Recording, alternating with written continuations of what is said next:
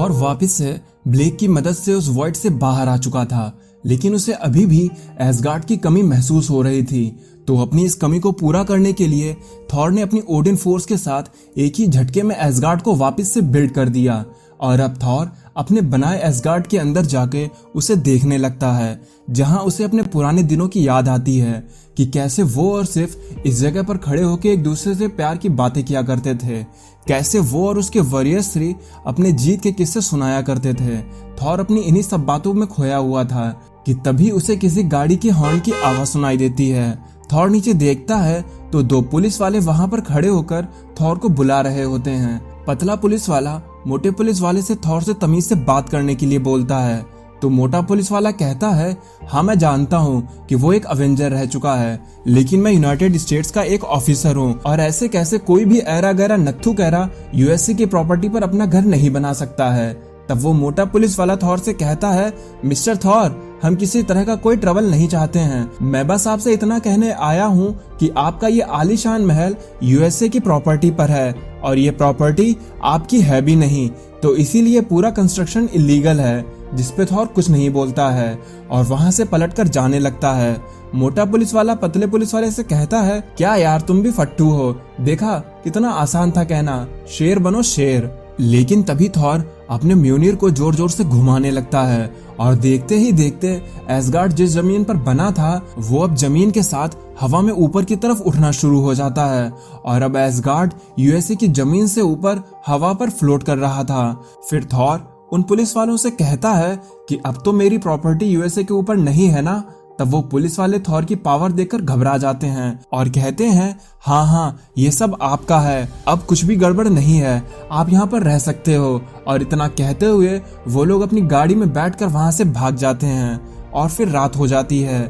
लेकिन थॉर अभी भी अपने खाली महल में अकेले बैठकर अपने साथियों के बारे में सोच रहा होता है। ये अकेलापन थॉर को जैसे खाए जा रहा था। फिर तभी थॉर को डोनाल्ड ब्लेक की बात याद आती है जो उसने वॉइड में थॉर से बोली थी कि गॉड्स अभी भी उन लोगों के दिलों में जिंदा हैं जो गॉड्स पर बिलीव करते हैं, जरूरत तो बस उन्हें ढूंढने की है।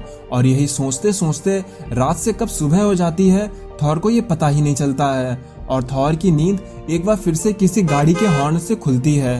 तब थॉर नीचे देखता है तो एक आदमी अपने बेटे के साथ वहां पर आया होता है।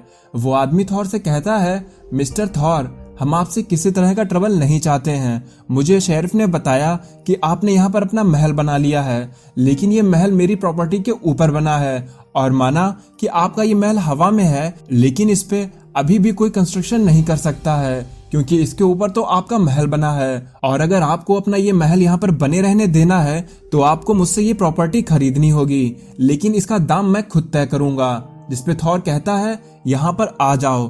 तब वो आदमी सीढ़ी की मदद से एसगार्ड पर चढ़ जाता है, जिसके बाद थॉर उस आदमी को अपने पीछे आने के लिए कहता है और एक बड़े से गेट का डोर खोलते हुए कहता है, तुम जितना लेना चाहो यहाँ से ले सकते हो, लेकिन दोबारा मुझे यहाँ पर परेशान करने मत आना, मैं बस अकेले रहना चाहता हूँ।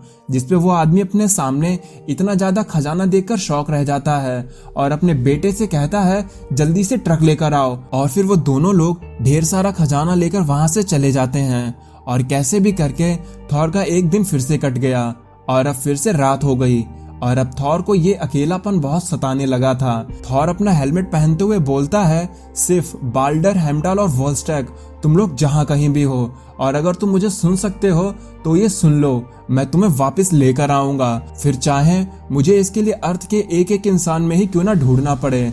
और थॉर अपने इसी इरादे के साथ अपने एसगार्डियन लोगों को ढूंढने के लिए निकल पड़ता है। फिर थॉर ओरिलिया नाम के एक सिटी में पहुंचता है क्योंकि उसको लग रहा होता है कि शायद उसका कोई ना कोई एसगार्डियन यहाँ पर मौजूद है। लेकिन जब वो उस जगह पर उतरता है तो उसे वहां पर बाढ़ के निशान मिलते हैं क्योंकि इस जगह पर अक्सर ही बाढ़ आती रहती है, जिस वजह से यहाँ पर लोगों का रहना अब मुश्किल हो गया था और इसीलिए यहाँ पर रहने वाले लोग इस जगह को छोड़कर अब बाकी के शहरों में शिफ्ट हो चुके थे। और थॉर ब्लेक की बातें सोचने लगता है, जिसमें ब्लेक ने थॉर को अर्थ का फ्यूचर दिखाया था कि बिना थॉर के अर्थ का भविष्य ये होगा और थॉर ये सोचकर खुद को ब्लेम करने लगता है क्योंकि ये सब कुछ तब हुआ था जब थॉर उस डीप स्लीप में था। लेकिन तभी थॉर को कुछ सुनाई पड़ता है और जब वह पीछे पलटता है तो वो एक आदमी को देखता है जो कि अपनी फैमिली के साथ उसी जगह पर रहता है। वो आदमी थॉर पर गुस्साते हुए बोलता है, हे यू कॉस्ट्यूम फ्रीक, तुम यहाँ पर क्या कर रहे हो? तुम सब लोग एक नंबर के निकम्मे और नालायक हो। भले ही न्यूज में तुमको कितना भी ग्लोरीफाई कर लें, लेकिन तुम्हारी हकीकत बस यही है कि तुम लोग किसी भी काम के नहीं हो। तुम अब यहाँ पर क्या कर रहे हो? तुम तब कहाँ थे जब हमें तुम्हारी सबसे ज्यादा जरूरत थी? तुम तब कहाँ थे जब ये टाउन डूब रहा था? जिसपे थॉर उस आदमी से कहता है कि मैं मर गया था। तब वो आदमी कुछ सेकंड को रुकता है और कहता है, वेल तो क्या हुआ? जब तुम हमारा पास सेव नहीं करते तो तुम हमारा फ्यूचर सेव कैसे कर पाओगे? इसीलिए तुम मेरे टाउन से वापस चले जाओ और हम लोगों को यहीं पर अकेले छोड़ दो। हम चाहे तुम गॉड से कितनी भी प्रे क्यों ना कर लें, लेकिन तुम फिर भी एक इर्रिस्पॉन्सिबल गॉड हो। और वो आदमी थॉर को बुरा भला कहकर वहां से चला जाता है। लेकिन तभी थॉर के पीछे आयरन मैन आ जाता है और आयरन मैन कहता है, थॉर हमें बात करनी होगी। लेकिन इससे पहले मैं कोई भी बात बोलूं, मैं तुमसे ये कहना चाहता हूं कि मुझे तुम्हें देखकर खुशी हुई थॉर, और इसीलिए मैं तुमसे किसी फॉर्मेलिटी के साथ नहीं बल्कि दोस्ती के नाते बात करूंगा। हमने तुम्हें बहुत मिस किया थॉर। लेकिन थॉर कुछ भी जवाब नहीं देता है। तो आयरन मैन कहता है, क्या कुछ भी नहीं बोलोगे? कम से कम एक बार हेलो तो कह दो। लेकिन थॉर फिर भी चुप रहता है। फिर टोनी कहता है, खैर मुझे लगता है कि हमें फॉर्मेलिटी के साथ बात करनी होगी। तो मसला ये है कि तुमने भले ही वह प्रॉपर्टी खरीद ली हो, लेकिन तुम ऐसे ही किसी जगह पर नहीं रह सकते हो। यहाँ पर अब सब कुछ बदल चुका है। ये यूएसए है। तुम्हें यहाँ के रूल्स को फॉलो करना होगा। तुम्हें या तो गवर्नमेंट के साथ रहना होगा या गवर्नमेंट के खिलाफ। मैं तो कहता हूँ कि तुम मेरी बात मान लो और तुम हमारे साथ पहले की तरह रह सकते हो, जैसे हम अपने दोस्ती के दिनों में साथ रहा करते थे। और हाँ, हमने अपने सैटेलाइट से एसगार्ड को स्कैन किया और ये पता चला कि एसगार्ड पर बस तुम ही अकेले रहते हो। तो अगर हम चाहें तो तुम्हें अपनी आर्मी के साथ डाउन भी कर सकते हैं और तुम अकेले कुछ भी नहीं कर पाओगे। लेकिन थॉर अभी भी चुप खड़ा था, जिसपे आयरन मैन कहता है, ओ कम ऑन थॉर, कुछ तो बोलो। फिर थॉर अपना हैमर पकड़कर बोलता है, तुमने सही कहा, चीजें अब पहले से बदल चुकी हैं। यहाँ पर लॉयल्टी अब एग्जिस्ट नहीं करती है और इसीलिए तुमने मेरे जेनेटिक कोड से मेरे बिना परमिशन के उसको बनाया जो मेरे नाम पर एक धब्बा था, और तुमने उसको मेरा नाम भी दिया और मेरा मजाक बनाया, और तुम इस चीज को अपनी फ्रेंडशिप बोलते हो। और इतना कहते हुए थॉर अपनी लाइटनिंग को सम्मान करने लगता है। थॉर फिर से आयरन मैन पर गुस्साते हुए बोलता है, बताओ टोनी, क्या तुम इसे ही अपनी दोस्ती बोलते हो? ये देखकर टोनी कहता है, थॉर तुम मेरी बात समझने की कोशिश करो, तुम यहाँ पर नहीं थे।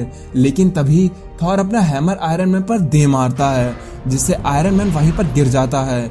लेकिन आयरन मैन खुद को संभालते हुए बोलता है, अच्छा तो फिर ये ऐसे ही खत्म होगा। मैं बस यहाँ पर तुमसे बात करने आया था, लेकिन ये बात हम फिर कभी करेंगे।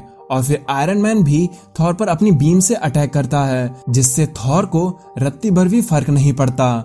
फिर थॉर आयरन मैन पर एक लाइटिंग स्ट्राइक करता है, जिससे आयरन मैन वहां से दूर जाकर गिरता है। थॉर के पहले ही हमले से टोनी का आर्मर डैमेज हो चुका था, लेकिन इस लाइटनिंग स्ट्राइक ने बाकी की कसर को अब पूरा कर दिया।